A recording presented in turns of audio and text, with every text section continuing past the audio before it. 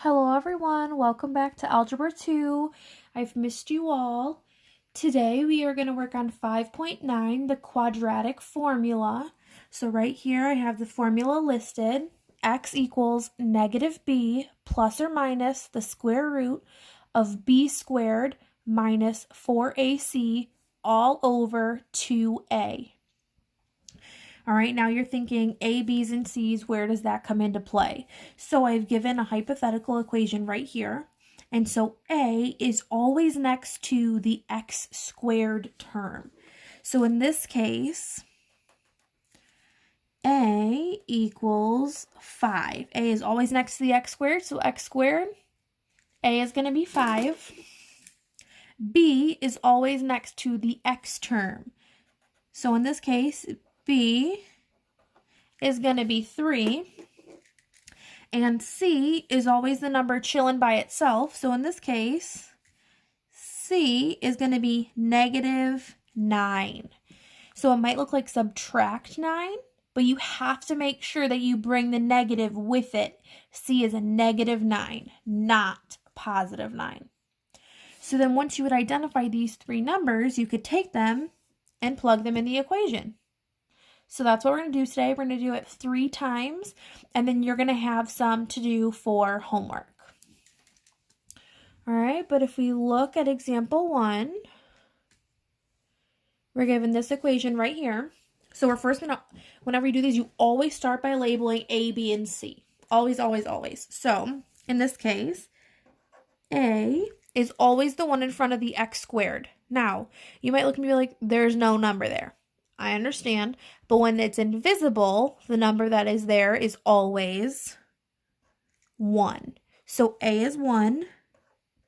B is always next to the x, so in this case, B is going to be 3. And C is always the number that chills by itself, so in this case, it's not going to be 5, it's going to be negative 5. All right, so now we have A, B, and C equals. We're going to take and we're going to write the equation that we're going to plug everything into, which is negative b plus or minus the square root of b squared minus 4ac all over 2a. So this is the equation that we're going to take and plug some stuff into. So now we have a, b, and c. We're going to take them and just plug them right into the spots where they belong. So it's negative b, so we're going to write negative 3 plus or minus the square root. Our b is 3, so it's going to be 3 squared minus 4. Our a value is 1. Our c value is negative 5.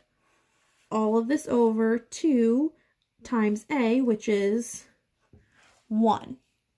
And now we're going to take and we're going to simplify this down from here. So we rewrite the negative 3 plus or minus 3 squared would be 3 times 3. And 3 times 3 is 9. Now we're going to have to multiply all 3 of these numbers together. Negative 4 times 1 times negative 5. And you get positive 20. And then 2 times 1 is just 2. So we're going to keep on simplifying this down from here. So we're going to rewrite our negative 3 plus or minus 9 plus 20 is 29 over 2. Now we have to take the square root of 29. So in your calculator, you could type this in. If you have one, you could use your phone. If you just flip it to the side, the square root key comes up, or good old-fashioned Google. But, so we have negative 3 plus or minus. If you take the square root of 29, you get about 5.4 over 2. Now, since we have a plus minus that we've brought all the way through, that means we are going to have 2 answers. One that has a plus and one that uses the minus. So this is where we're going to kind of separate. So our first one is going to be negative 3 plus 5.4 divided by 2. And then our second one is going to be -3 minus 5.4 divided by 2. And that's how you get your two different answers. So if we do -3 plus 5.4 and then divide that by 2 in your calculator, you will get 1.2. And then if you did -3 minus 5.4, hit equals, and then divide by 2, you will get -4.2. And then those two would be your final answers. So, a little recap. We first started by labeling A, B, C. We took it and plugged it into our equation. We simplified it all the way down. Once you get to here, you have to make sure, because we have plus minus, you split it into your two, one that has the plus and one that has the minus. All right, we're going to do this next one. Now, if you notice, the first one that we did was equal to 0.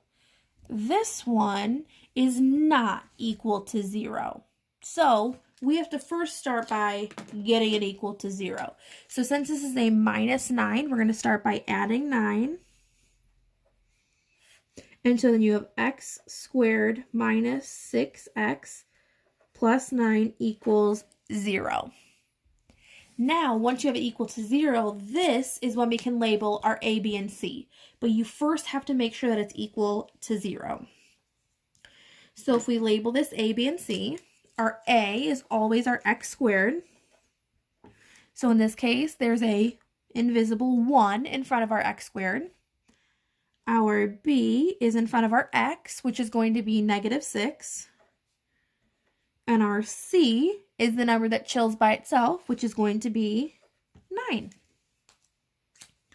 We're now going to take, and we're going to write our equation. Now we're going to plug these into -b plus or minus the square root of b squared minus 4ac all over 2a. So now we're going to take our A, B, and C that we just labeled in green, and we're going to plug it into the equation I just wrote in blue. So we're going to take them and plug them in. So this is -b, but do we notice how it's already -6? So when you have double negatives, it turns into a positive. So we're going to have 6 plus or minus the square root of -6 squared, because it's b squared, so -6 squared, minus 4. Our A is 1, and then our C is 9.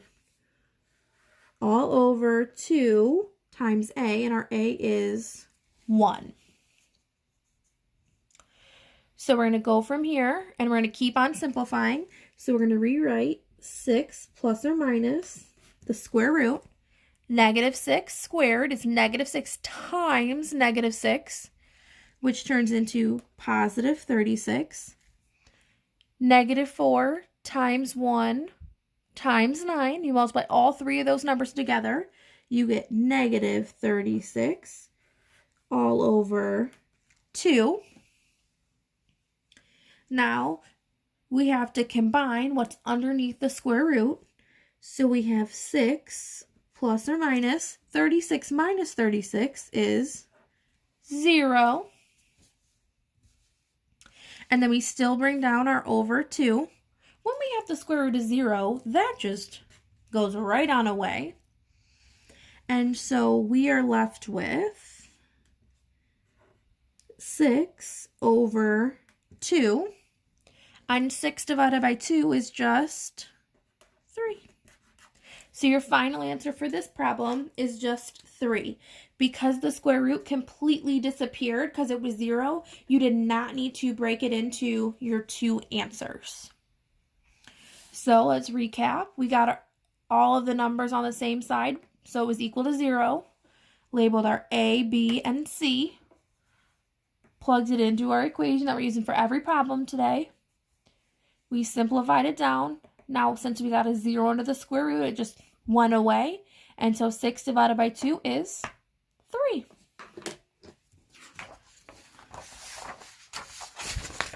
We have one last problem to do, and this one's a little bit different based on our answer we get. So if you notice, all the pieces are on the same side. So we can start right away by labeling our A, B, and C. So our A is always in front of the x squared, so it's the invisible 1. B is always by the x, so in this case it's 2. And C is always the number chilling by itself, which in this case is also 2 again. So we're going to take them and we're going to plug them into the equation, which is negative b plus or minus the square root of b squared minus 4ac all over 2a. So we have our labeled numbers, and we're going to take and just plug them right on in. So negative b, this would turn into negative 2 plus or minus the square root of b squared, so 2 squared minus 4. A is 1, and our C is 2, all over 2 times A, which is 1. And we're just going to keep on simplifying from here. So we have negative 2 plus or minus 2 squared is 4. Negative 4 times 1 times 2. All right. A little more than 1. All right, this is going to be negative 8 over 2 times 1 is 2. We're going to simplify it again. We're going to combine the numbers underneath the square root. So we have negative 2 plus or minus the square root of negative 4 over 2. Now, I don't know if any of you remember, but we can never, ever, ever, ever have a negative under the square root. That is a no-go situation. So to get rid of the negative, we turn it into an I.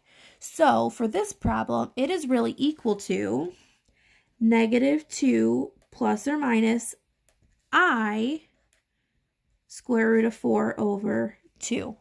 So we just pulled out the negative and wrote an I in front of the square root. Now we have to simplify what the square root is. So the square root of 4, if we have negative 2 plus or minus I, the square root of 4 is just 2. So we can have 2I right there. That's kind of written really poorly, I apologize. So it'd be negative 2 plus or minus 2I over 2. And since we still have our plus minus, we are going to break it into 2 pieces to solve this. So we'll have negative 2 plus 2I over 2, and we'll have negative 2 minus 2I over 2. And you, for these, if you have an I in your answer, you can leave them just like that. You don't have to worry about simplifying it any further. All right, so to recap this problem, all the pieces started on the same side. So we could just start by labeling our A, B, and C. We used the equation that I wrote in purple. We plugged our numbers in, A, B, and C, into this first equation here. We started simplifying, and once we got down to here, we had a negative under the square root, which will never, ever work. So we pulled out the I instead. We took the square root of 4 and got this. And since we still had a plus minus, we had to break it into 2 answers. And whenever you have an I, you can leave it just like this. You don't have to take it any further. If you have any questions, please feel free to email me, text or call my Google Voice account. And then later this week, we will also have a video conference where you can ask questions and I can help you in any way that I can. So I look forward to hearing from you. Have a great day.